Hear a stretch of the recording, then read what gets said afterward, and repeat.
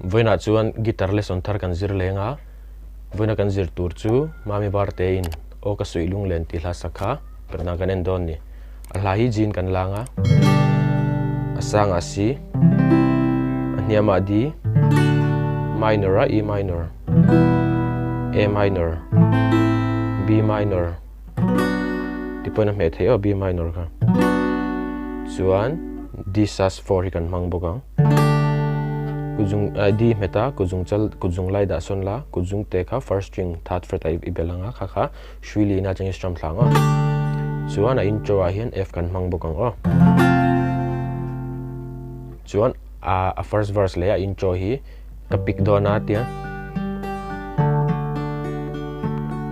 kami a pick khama se karon soifi adon lova kha kha chu uluk don lo en mei don ne chuan second verse a kan strumanga ting kan strumang down down up up down up ti khana kha kha bul changa top thleng kan ko lang down down up up down up down down up up down up down down up down up ti khan kan ko lang chuan a hlai ka sa chuak anga urdu ne lo ngai thladon nia a lyrics kha karon da lenga nang mani ne lo inen mil mei don ni tina kal don ni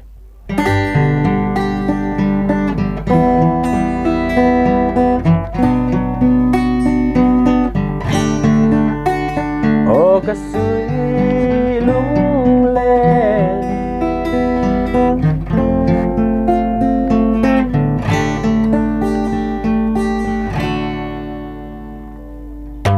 nang nen bua nang pom mal him lai ni hila haro ka en chim lâu en an nang kher ka lâu ton se ngày lung rung pui ma se samang chen dài rel simo o ka Suihlung len ka tuaran na chuang ngei lung ka chir ngei boi te nang vang hian sut le tur hian ka moi ve si lo rin nom kan tiam zong kha kum su lang liamin qua đây chẳng sẽ ka Suihlung len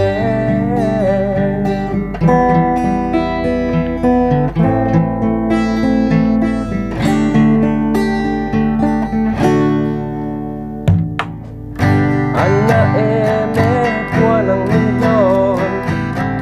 isu ngai lung len ka bang thei lo Suihlung li le kan chuan na le mual zong te phần lệ kan luam ngei lung rung pui o ka Suihlung len ka tuaran na chuang ngei lung ka chir ngei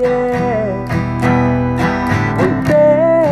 nang vang hian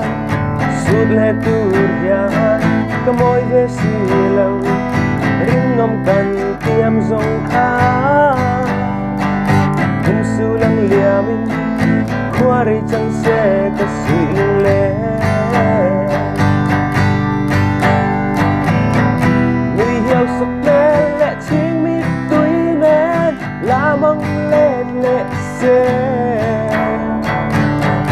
chụp tin đủ tên qua nắng cặp bóng vong vong nắng che o ka Suihlung len ka tuaran na chuang ngei ka chir ngei boi te nang vang hian sut le tur hian ka moi ve si